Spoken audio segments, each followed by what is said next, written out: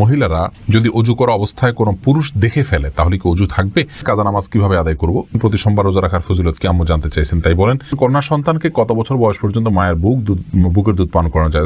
স্বামী স্ত্রীর মিল মহব্বত এবং পারিবারিক ভালোবাসা বজায় রাখার জন্য কি করণীয়? আমি টয়লেটে থাকা অবস্থায় যদি আজান শুরু হয় তখন কি আজান উত্তর দিতে পারি? বাচ্চাদের পেশাবের ফোঁটা মেঝেতে পড়লে যদি তা নিজে নিজে শুকিয়ে যায় তবে কি তাদের নামাজ পড়া যাবে? নামাজের ছোট সূরা আগে এবং বড় সূরা পরে পড়া যাবে কি না? অজু করার সময় দাঁত থেকে রক্ত বের হলে কি অজু হবে? দান করলে সওয়াব হয় কিন্তু টাকা ধার দিলে কি কোনো সওয়াব হয়? কিস্তিতে কোনো পণ্য ক্রয় করা যাবে কি না? মেয়েদের কি পশু পাখি জবাই করা জায়েজ আছে? বাজনা ছাড়া নূপুর পরা যাবে কি না? মেয়েরা পর্দা না করলে মা বাবার কবরে কি আযাব হবে? আফরিন সুলতান জান্নাত আপনি জানতে চাইছেন বাজনা ছাড়া নূপুর পরা যাবে কি না? জীবন আপনি নূপুর পড়তে পারেন যদি সেটাতে বাজনা না থাকে এবং বাহিরে আপনি যখন পড়ে যাবেন সেটা আপনার পায়ে থাকতে পারে, কোনো অসুবিধা নেই। সাহাবা ইকরামের মধ্যে থেকে অনেকে নূপুর পড়েছেন, অনেক মহিলা সাহাবীরা নূপুর পড়েছেন, এরকমটি হাদিস দ্বারা স্পষ্টভাবে আমরা জানতে পারি। খালেদা আক্তার জানতে চাইছেন মেয়েরা পর্দা না করলে মা বাবার কবরে কি আযাব হবে? মা বাবার যদি সেখানে কোনো দায় থাকে, ত্রুটি থাকে, তাহলে সেক্ষেত্রে তাদের আযাব হতে পারে, কিন্তু মা বাবা যদি তাদেরকে সঠিক পথের দিশা দিয়ে থাকেন, বুঝিয়ে থাকেন, দায়িত্ব পালন করে থাকেন, তাহলে সেক্ষেত্রে তাদের দায়ভার তারা মানে শুধু সন্তানরাই বহন করবে, মা বাবার কোনো কিছু দায়ভার চাপানো হবে না। আল্লাহ বলেছেন লা তাযিরু ওয়াজরাতুন উযরা উখরা, কারোর দায়ভার অন্য কেউ বহন করবে না। লাইসা লিনসানিন ইল্লা মা সাআ, প্রত্যেকে যা করবে তারই তিনি দায় নিবেন। এসেছে হেলাল খান জানতে চেয়েছেন অজু করার সময় দাঁত থেকে রক্ত বের হলে কি অজু হবে? দাঁত থেকে যদি রক্ত বেশি বের হয়ে যায়, বের হতে থাকে, যার ফলে আপনার থুতু লাল হয়ে যায় এবং লালচে ভাব বেশি থাকে থুতুর মধ্যে, তাহলে সেক্ষেত্রে আপনার অজু হবে না। আর যদি লালচে ভাব কম থাকে, হালকা হলুদ হয়, তাহলে সেক্ষেত্রে অজু হয়ে যাবে। তামান্না ইসলাম সেতু আপনি জানতে চেয়েছেন মেয়েদের কি পশু পাখি জবাই করা জায়েজ আছে? বোন, অবশ্যই জায়েজ আছে। মুরগি, হাঁস, এই জাতীয় পশু পাখি, গরু, এগুলো জবাই করার ক্ষেত্রে অনেক উদাহরণ আমাদের সমাজে আছে। যেমন ভাই বোন দুজন মিলে একসাথে গরু জবাই করতে পারবেন না শেয়ারে। তারপরে আপনার মেয়েরা গরু বা ছাগল বা কোনো পশু জবাই করতে পারবেন না। গোসল ফরজ অবস্থায় গরু ছাগল জবাই করা যাবে না। স্বামী স্ত্রী একজন ধরবেন একজন জবাই করবেন, এভাবে করা যাবে না। এরকম নানাবিধ কথা আমাদের সমাজে প্রচলিত আছে। এগুলো সবগুলো ভ্রান্ত ধারণা। ছেলেরা যেমন জবাই করতে পারবেন সেভাবে আপনার জবাই করতে পারবেন, কোনো অসুবিধা নেই। জবের যে শর্ত আছে বিসমিল্লাহ আল্লাহু আকবার বলে জবাই করে ফেলবেন। বাকিয়া মুনি আপনি জানতে চেয়েছেন স্বামী স্ত্রী একসাথে দাঁড়িয়ে নামাজ পড়তে পারবে নাকি একটু আগ পিছ করে দাঁড়াতে হবে? প্রত্যেকে যার যার নামাজ যদি পড়েন, স্বামী স্বামীর নামাজ পড়ছেন, স্ত্রী স্ত্রী নামাজ পড়ছেন, জামাতে পড়ছেন না, তাহলে পাশাপাশি দাঁড়িয়ে নামাজ পড়াতে কোনো অসুবিধা নেই, কিন্তু জামাতে নামাজ পড়লে সামনে পিছনে দাঁড়াতে হবে। নাসরিন তবে পাশাপাশি দাঁড়াতে গেলে যদি মনোযোগের ব্যাঘাত ঘটে একে অন্যের, তাহলে সেক্ষেত্রে একটু আগ পাছ করে দাঁড়ানো ভালো। স্বামী একটু সামনে দাঁড়ান, স্ত্রী একটু পেছনে দাঁড়ান, এভাবে দাঁড়ানো উচিত যদি মনোযোগের ব্যাঘাত হবে বলে মনে হয়। মহিবুর রহমান প্রান্ত আপনি জানতে চেয়েছেন নামাজের ছোট সূরা আগে এবং বড় সূরা পরে পড়া যাবে কি না? ভাই মহিবুর রহমান প্রান্ত, এভাবে নামাজ পড়লে নামাজ হয়ে যাবে। যেমন সূরা ফাতিহা পাঠ করার পর আপনি সূরা কাউসার পাঠ করলেন, এরপরে সূরায় আপনি ফালাক পাঠ করলেন, অথবা শুরুতে আপনি সূরা ইখলাস পাঠ করলেন, এরপরে সূরা ওয়াইলুল লিকুল্লি পড়লেন, তাহলে সেক্ষেত্রে প্রথম রাকাতে ছোট সূরা, বড় রাকাতে বড় সূরা পড়লেন। এভাবে নামাজ পড়লে নামাজ হয়ে যাবে, টেনশনের কোনো কারণ নেই। তবে এইভাবে নামাজ পড়লে নামাজটা সুন্দর হলো না, এটা যথার্থ হলো না, সুন্নাহসম্মত উপায় হলো না। সুন্নাহ হলো প্রথম রাকাত অপেক্ষা দ্বিতীয় রাকাত একটু ছোট হবে, এবং এভাবে আপনার এই পদ্ধতিতে আমাদেরকে সালাত আদায় করতে হবে। এটা হলো সুন্নাহ। এটার ব্যত্যয় করলে নামাজ হয়ে যাবে, বাট ইচ্ছাকৃতভাবে এরকম ব্যত্যয় করা উচিত নয়। রাসূল করিম সাল্লাল্লাহু আলাইহি ওয়াসাল্লাম বিভিন্ন হাদিস থেকে দ্বারা বর্ণিত হয়েছে যে তিনি সালাতের প্রথম রাকাতের কেরাত যতটুকু দীর্ঘ করতেন, তৃতীয় রাকাতের কেরাতকে তার চাইতে একটু কম দীর্ঘ করতেন। অতএব সেটা মেনে আমাদের সালাত আদায় করতে পারলে ভালো এবং সুন্নাহসম্মত হবে ইনশাআল্লাহ বিইذনিল্লাহ। আমরা নিশ্চয়ই চাইব আমাদের সালাতটা সুন্দর হোক। আল্লাহ তাআলা কোরআনে বলেছেন সালাতকে কায়েম করতে, অর্থাৎ যথাযথভাবে সুন্দরভাবে করতে। যার সালাত যত সুন্দর তার ঈমান, তার তাকওয়া তত সুন্দর। অতএব সুন্নাহসম্মত করার চেষ্টা করবো, ইনশাআল্লাহ ব্যতিক্রম হলে নামাজ হয়ে যাবে।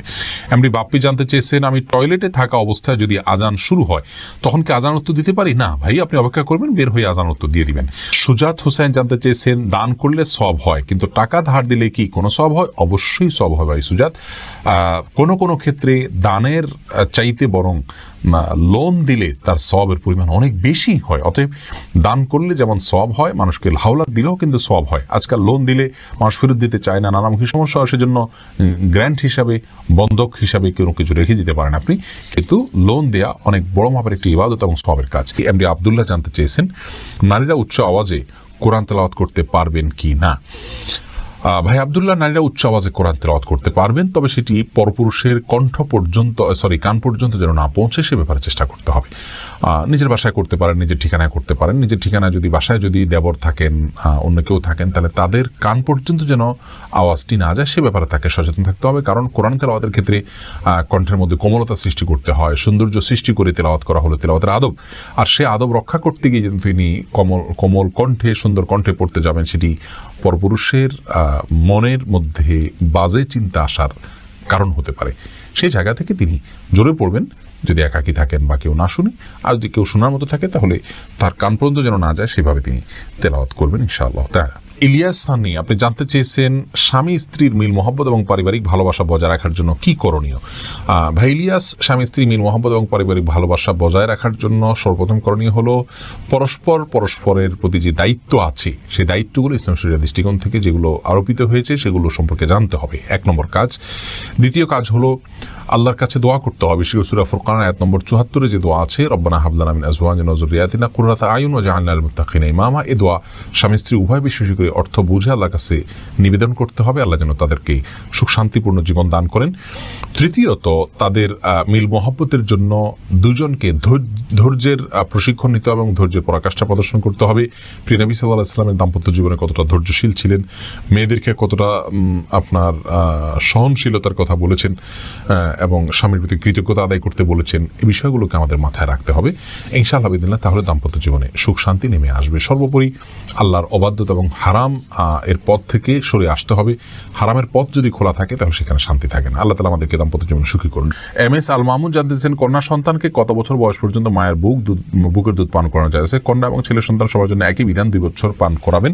ইমাম আবু হানিফা রাহমাতুল্লাহর মতে তার বেশি পান করানো জায়েজ নাই। অন্যান্য ইমামদের অনেকের মতে জায়েজ আছে, যেহেতু কোনো নিষেধাজ্ঞা নেই। যেহেতু আল্লাহ কোরআন কারীমে হাওলাইনে কামেলাইনে বলেছেন, লিমান আরাদা আন ইউতিম্মা রাদাআহ, যে ব্যক্তি দুধ পান করার সময় পূর্ণাঙ্গতায় পৌঁছাতে পারেন তিনি 2 বছর করাবেন। আল্লাহ তাআলা পরিষ্কার বলেছেন এই জন্য 2 বছর করানো জায়েজ আছে। আর সায়েন্টিফিকলি বিষয়টা প্রমাণিত যে এরপরে আর মায়ের বুকের দুধে কোনো উপকারিতা বাচ্চার জন্য থাকে না। এই জন্য 2 বছর পান করাবেন, নারী ছেলে হোক মেয়ে হোক, যে মানে উভয় ক্ষেত্রে। মামুন চৌধুরী জানতে চেয়েছেন বাচ্চাদের পেশাবের ফোঁটা মেঝেতে পড়লে যদি তার নিজে নিজে শুকিয়ে যায় তবে কি তাদের নামাজ পড়া যাবে? যদি নিজে নিজে শুকিয়ে যেমন কোনো আলামত না থাকে তাহলে সেখানে নামাজ পড়া যাবে।